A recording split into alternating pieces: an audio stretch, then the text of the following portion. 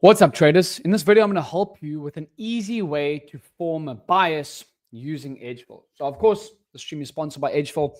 I'm going to show you why I love using them, and it's pretty simple. The data works. So, let's get right into it. Okay, as you can see, we got the charts up here. We got the charts up here. Okay, Edgeful, obviously, new website. But a simple way for finding bias is this opening candle continuation report. This is the report that I really love in terms of helping particularly stock and index traders to find a bias. Let's go to NQ futures. Let's go to the last year. Now, important, you need to make sure that this is set to 9:30 to 4 p.m. Eastern time, because we want to calculate the first hour of the open. Basically, you can look at it by weekday as well, and you can customize this first hour. Okay, we want to measure what the first hour has done. So from 9:30 a.m. Eastern time to 10:30 a.m. Eastern time, what has that first hour done? Is it bullish, bearish? And then that will help give a bias. So this is what this report does. As you can see, today is Thursday, the 13th of Feb. You can actually see in the last year, when NQ has traded the first hour being bullish, 84% of the time, the rest of the day is bullish. And vice versa for shorts. The first hour is bearish, 81% of the time, the rest of the day will close red.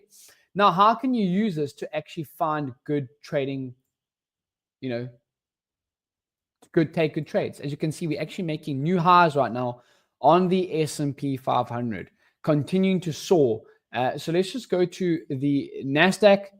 The Dow starting to lift off now as well. The NASDAQ too. So things are really looking really nice. You can see that today, the first hour was bullish. Okay, you can see from my time, South African time, 4:30, that's the open.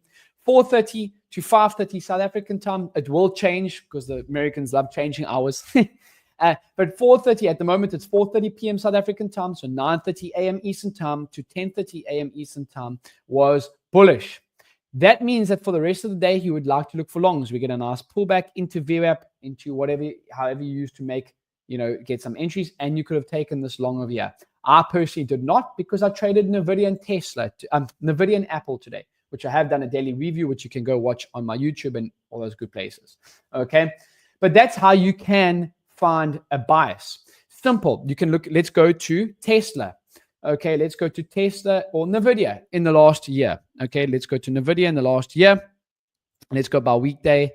Okay, and let's go to that opening candle continuation.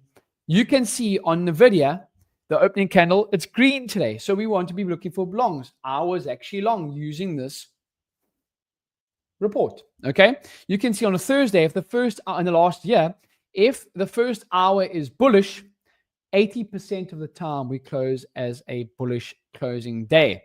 Vice versa for the shorts. If the first hour is bearish, 82% of the time we close as a bearish closing day.